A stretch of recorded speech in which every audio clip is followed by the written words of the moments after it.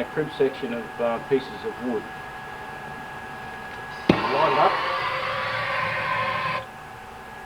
And we'll watch the development stages that fire goes through. Because it is chipboard, it's predominantly a normal energy gas. However, there will be some energy-rich gases being produced in there, and that'll be from the fire lighter and the adhesives in the particle board. This compartment is not ventilated at any point except around the front doorway area. Let's have a look at the fire now. This fire is going through currently it's at an incipient stage, and it'll go through its growth cycle. Now, if you have a look, there's a bit of coloration in the flame there. Now, predominantly it's yellow. The purpose or the reason it's yellow is the high carbon content within the flame. It's a diffusion type flame, which means that it's very inefficient in its combustion process. The blue that you can see in there is predominantly being produced from the fire lighter. At the moment, that fire is fuel controlled. There's ample amount of oxygen available to that fire for the size of it. The oxygen demand is not great. At some stage during the demonstration, the oxygen demand should increase, and it will change from a fuel control to a ventilation controlled fire.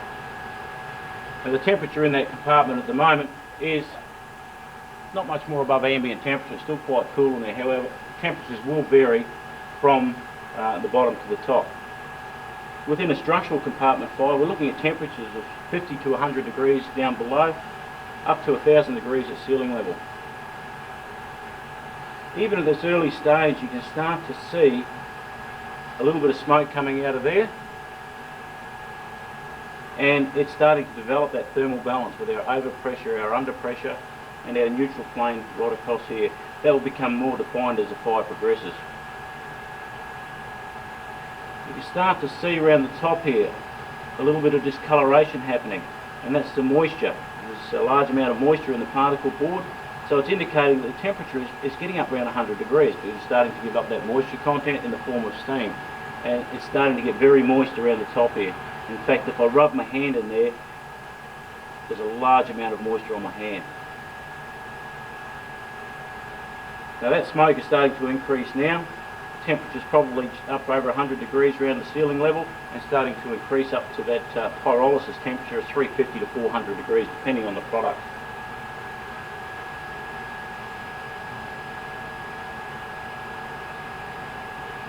Now at this stage the flame is starting to reach towards the ceiling, and you'll see it starting to move across the ceiling. When it's doing that, it's emitting radiation, thermal radiation in all directions, including downwards.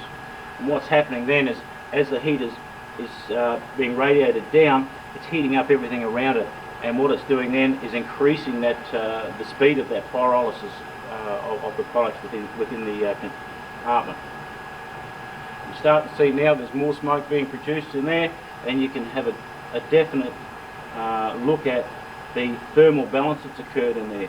You can see the under pressure region there, the over pressure region where that smoke is, and the neutral or laminar line in between called the neutral flame. When we've got that, it's said to be in thermal balance, but it's very easy to upset that thermal balance. Firefighters simply walking around in it can upset it. By doing that, you start to mix temperatures and reduce your visibility.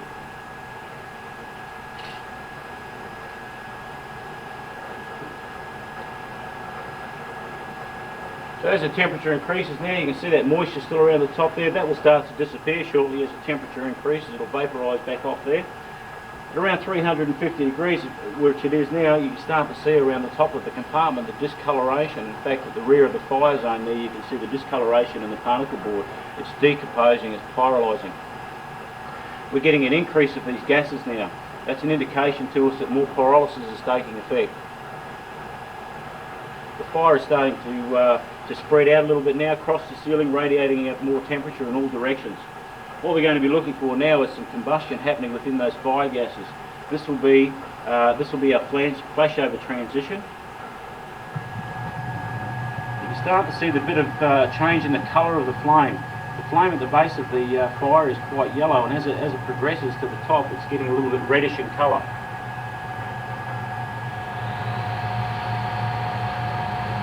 This is an indication that the mixture at the top of the compartment is quite rich. You can start to see little pockets of flames now appearing in the overpressure region, and this is starting to get towards our flashover transition. When you start to see little pockets of flames appearing, this is the time you need to be able to cool those gases to avert that flashover transition. There it is at the back of the compartment there now, the emission of those fire gases.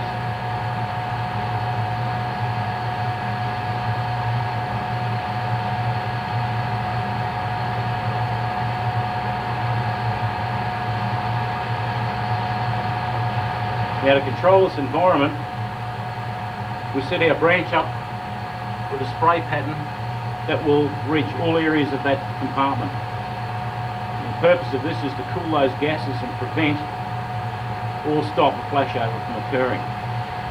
This is starting to get more and more pockets of flames occurring in there now, so that temperature has increased to 450 degrees thereabouts.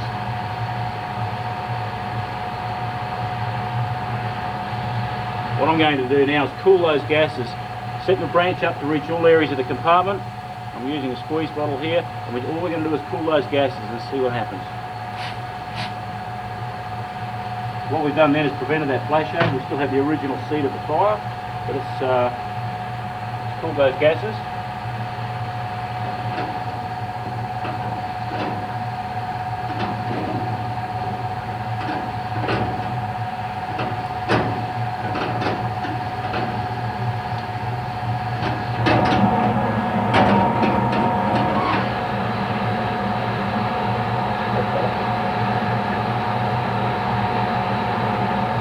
All we have remaining was the original seed of the fire. There's quite a big flame coming out of there now, so we'll cool those gases again.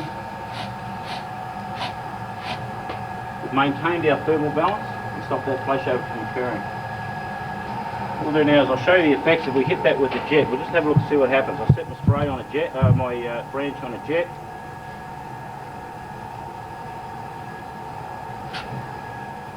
What you see there is a momentary flare-up.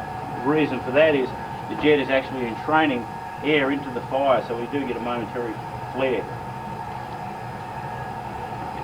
Okay, what you'll see now occurring is that fire is actually starting to transform from a fuel control to a ventilation control fire.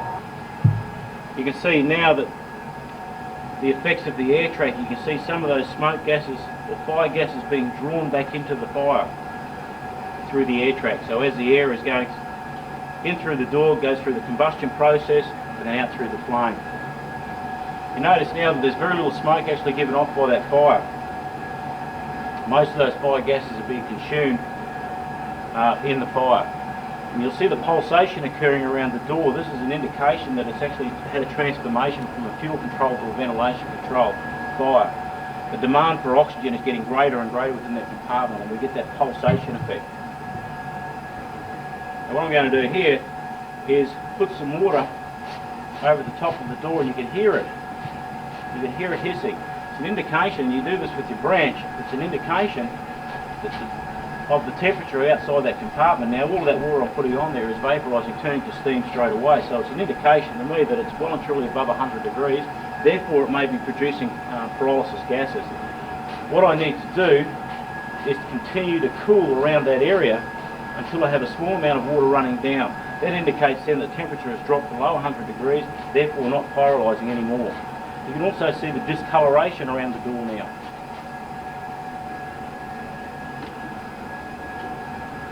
So what I'm going to do now is put a door across the opening of that.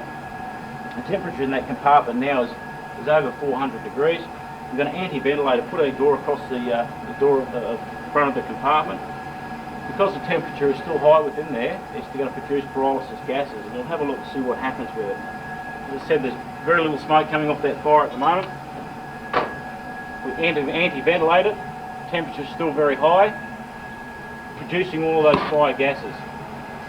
Now what I'm going to do is make a small opening and ignite those gases. It's a pretty graphic demonstration how flammable smoke really is.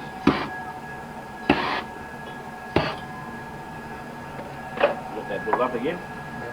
You see the discoloration outside that compartment there now. All that pyrolysation has been taking effect on the outside of the box. Notice within the compartment now there's some blue flame happening there.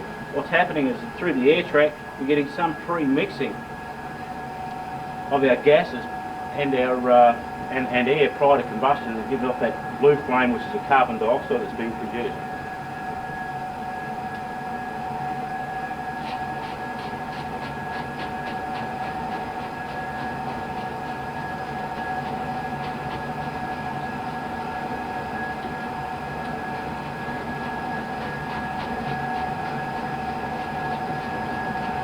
Because of the size of the compartment, we don't normally reach its auto ignition temperature within this compartment. Sometimes we do, sometimes we don't.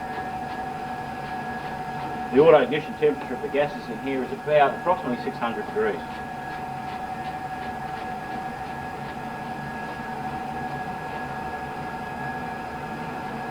You can see through those flames, there's no actual flaming combustion occurring at the rear of that compartment there now.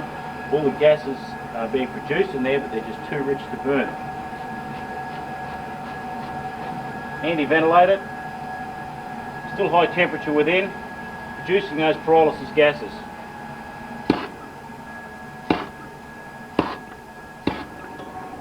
Now if those gases were at their auto ignition temperature, when I removed the door, the oxygen was the missing ingredient, and combustion would have occurred as soon as those gases hit the oxygen outside. See how red those flames are there now? It's quite a rich environment in there.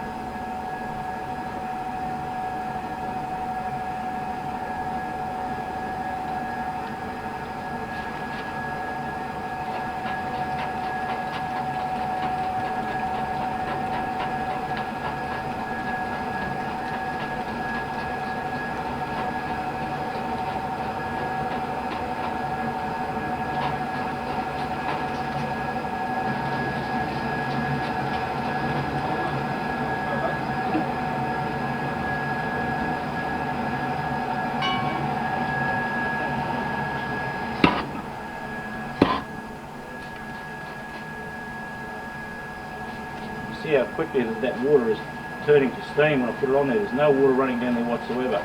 Now to cool that outer compartment down below its pyrolysation temperature, I need to have water running down.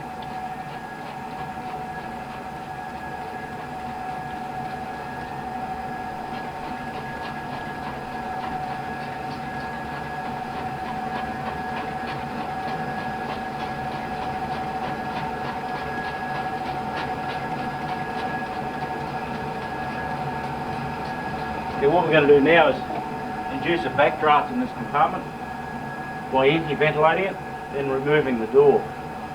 Remember that the backdraft is high temperatures within, ignition source, the missing ingredient being the oxygen. By opening the door we get a mixing occurring of our fire gases and our freshly introduced oxygen. Once it reaches the ignition source, providing it's not at its auto ignition temperature or below its auto ignition temperature, once it reaches the ignition source and those fire gases are within their flammability range, we'll get a backdraft occurring. We anti-ventilate, put the fire out, remove the door. Look at the colour of that smoke. It's your backdraft. What happened is the hot gases, when we open the door, the hot gases left by the air track and thermal and convection currents. The air track has introduced more oxygen into the compartment. It's diluted that atmosphere down within its flammability range. When the ignition source was found, we had a rapid ignition of those fire gases. That's the backdraft.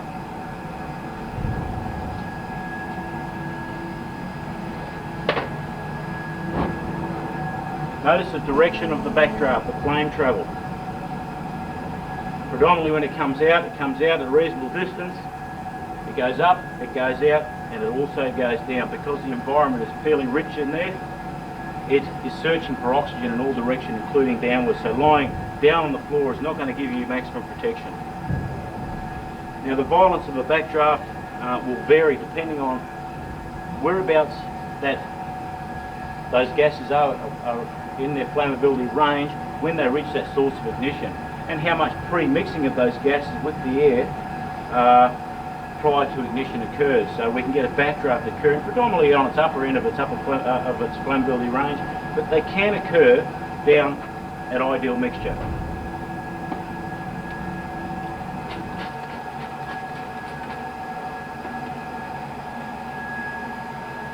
the amount of smoke being produced there now,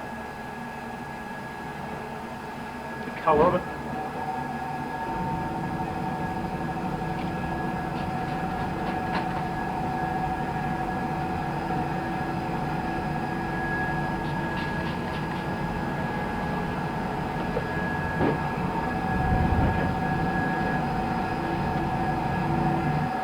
Find yourself confronted with a situation of a potential backdraft, looking for the signs.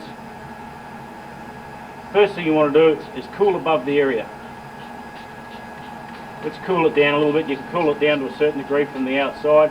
What we're looking for there, by putting water around the door or wherever, will give us an indication of that temperature. Obviously, if the water is running down, it's below 100 degrees. If it's not, it could be pyrolysing. It could also be a source of ignition from here. If we open the door now, and there's a source of ignition, it may ignite those gases outside the compartment. In other words, as soon as we open the door, flames may start to occur up here.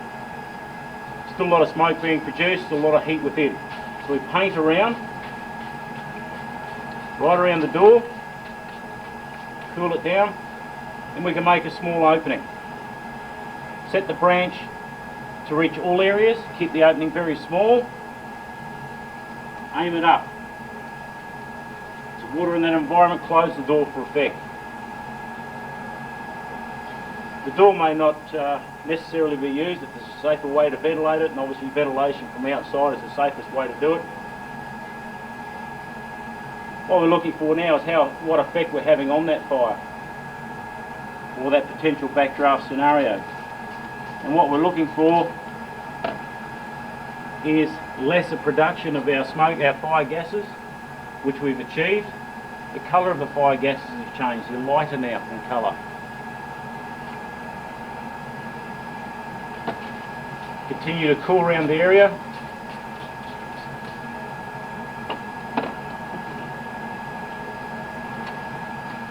Keep the opening small once again, up nice and high. That water we're putting in there is converting to steam, and it's cooling and diluting those gases. You can see now that there's a much less production of fire gases. At this stage you may decide to enter the compartment. Use the door as protection and open it off to the side. Once you've opened the door, it's still very, very hazardous in there. The first thing we need to do is cool those gases. We can cool the gases down, we can prevent that from backdrafting. And then what we want to do is cool the environment, stop the pyrolysis, stop the pyrolysation of all the products within. So inside we need to paint, and I'll give you a demonstration on the outside here, and it's water across all the combustible surfaces. And once again, it needs to be continued until such time as there's a small amount of water running down the combustible materials. You can see that there starting to run down, so the temperature from there down is below 100 degrees. It's still very hot up here, up the top. So we need to do that on the inside of the structure. Once we've achieved that, bring the jet down, bring the branch down to a jet, and we need to just lob small amounts of water onto the seat of the fire. Now by doing this, will help to reduce the amount of embers that are being kicked up. We hit that with a jet, high velocity jet. You can see the embers being produced there. Now these embers are a potential ignition source, so if there's any flammable gases within their flammability range, it may induce another flashover or a backdraft.